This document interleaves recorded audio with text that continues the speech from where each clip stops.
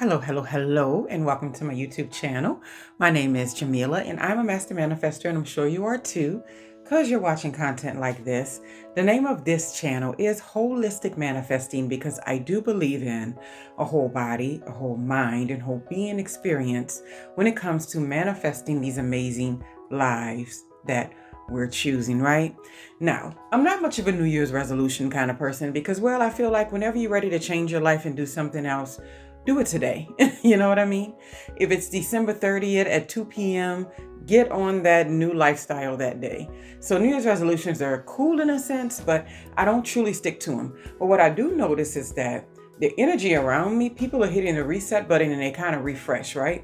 So while I don't always buy into the idea of a resolution, I do know that I love the idea of leaving things behind, right? So what I'm talking about today is 5 things that we are leaving in 2023. Number 1 on that list is shrinking.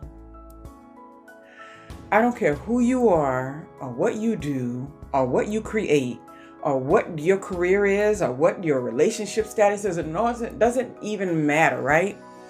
It is not acceptable to be around people, places, or things that force you to shrink into less than who you are in order for them to feel good or to be happy or to be content, right? That's low vibration energy. That's low level thinking. It's open to everybody. We don't have to push one down with the other one to come up, not whack-a-mole, and everybody's like this, like a seesaw. No, we can rise like this, right? You can rise over there. I can rise over here. Nobody needs to shrink in order for anybody to feel good. 2023, don't let anybody make you shrink. It ain't worth it. Number 2 is feeling like other people are doing you a favor. And I kind of ended this little sentence and I was writing it and I was thinking like, doing a favor what? I said it with anything. Because sometimes people really just literally think they act like all the time their presence is just doing you a favor. It's like, oh, you're lucky I'm here. And so many people are putting up with folks like that around in their space, right? In 2023, we're leaving behind the idea that anybody needs us to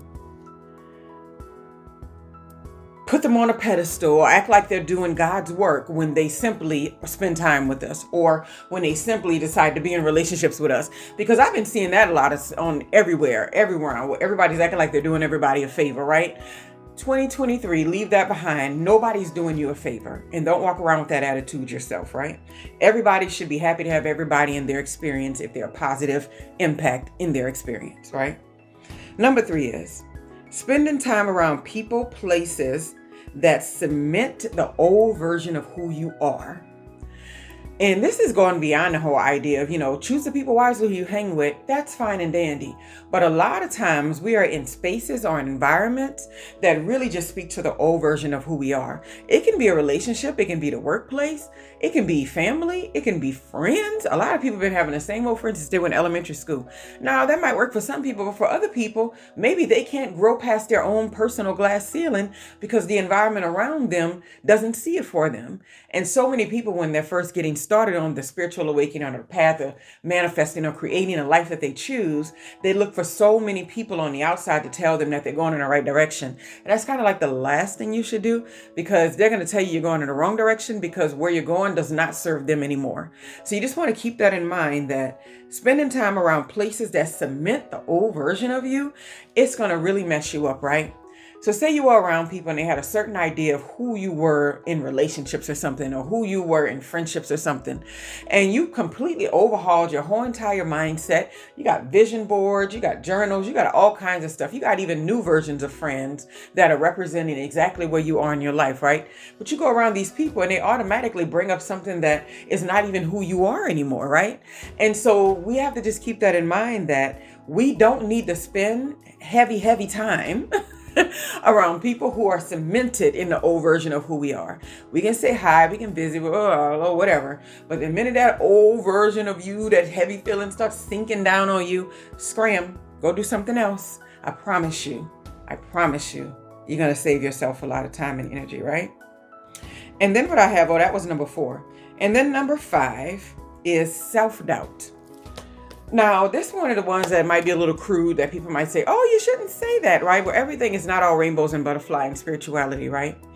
In order for me to make it through some of the toughest times that I have, when I was dealing with self-doubt, one of my biggest things that I used to do that I don't do anymore, but it was a huge stepping stone for the time, I would look around and see somebody else doing the exact same thing that I wanted to do, or getting the exact same thing that I wanted to get, or having the exact experience that I want to have. And I would be like, nah, if that dummy can do it, I can do it too. Now, some people would be like, don't call people dummies. But that was the way that I figured it out, right?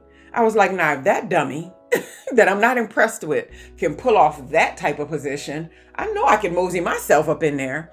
Now, these days, I approach it a little bit different, right? I'm just like, hey, man, if she can do it, she's brilliant, she's smart. I'm brilliant, I'm smart. That means I can do it too. But when I was on that struggle come up in the spiritual awakening, I used to have to really, really bring people in my mindset all the way to a certain place of going, and this is, a lot of people don't like this, but I'm just being honest. I used to be like, if that dummy can do it, I can do it too. If that fool can manage to get a PhD, I know I can get one. Because it just was the truth, right? Now, mind you, I don't look at people no more and say fools and dummies, whatever. But it was just a mindset to have, and to think that I'm no lower than anyone else. I don't have to doubt myself.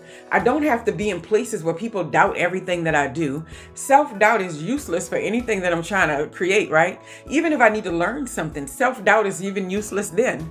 Self-doubt is not humbling. Because when I was growing up, a lot of people used to always act like self-doubt and self-deprecation was equivalent to being humble.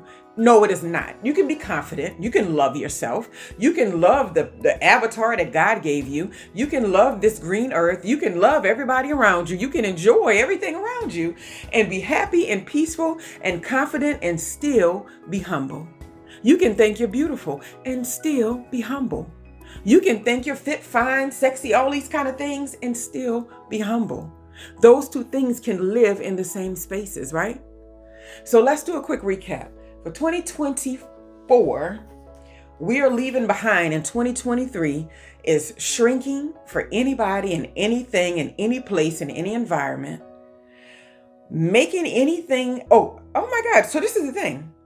I had a number 2. I knew I didn't get to 5. Let me get it. It's going to be number 5 now, right? Making anything work. Because I'm going back through my list thinking I missed something. That's huge, man. So let's leave this behind. The idea that we have to struggle through anything, that we have to make anything work, right? What I found in my life, and I just told my mom this the other day, anything that I ever had to force into place was never worth having in the first place. Sometimes we have this really specific idea of what we want to experience and how we want to experience it and who we want to experience it with. And then when that doesn't start to play out, or it gets a little shaky, or it gets a little shifty, or we don't see the results happening, a lot of us starts to just force and push and try to make it happen. In 2024, we're not making anything happen, right? We're allowing things to happen. We're receiving all the beauty and growth that we know we've already put into this life and this work, and that we know we've already done.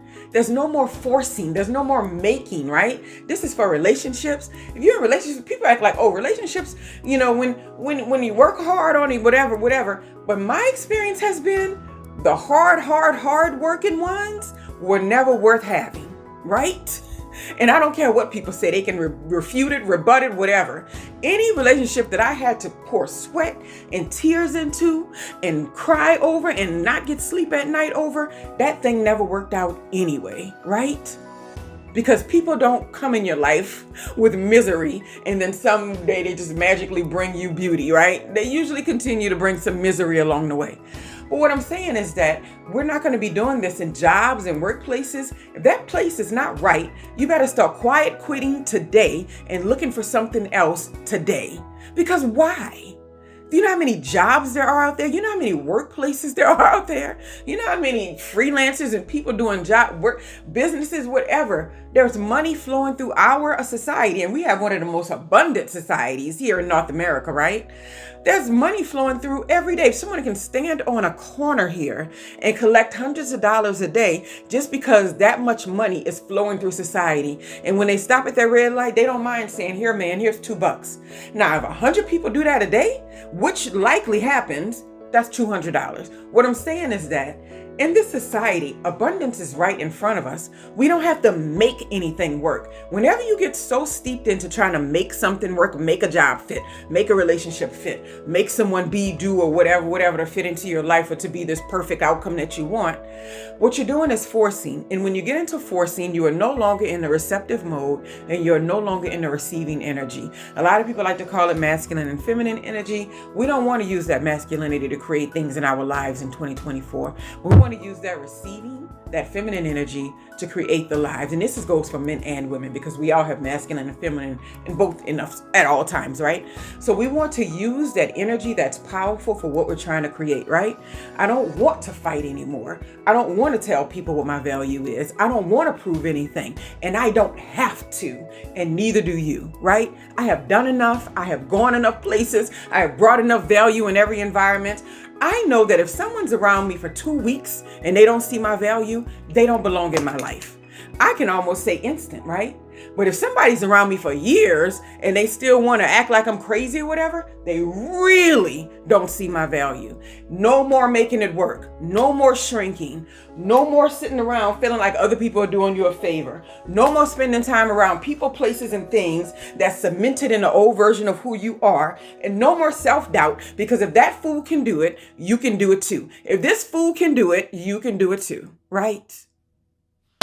Anyway, that's my 2024 message, right? I don't do New Year's resolutions, but I know what I'm leaving behind at any given time. I hope you all enjoy this message, and I hope you all have a wonderful, wonderful day.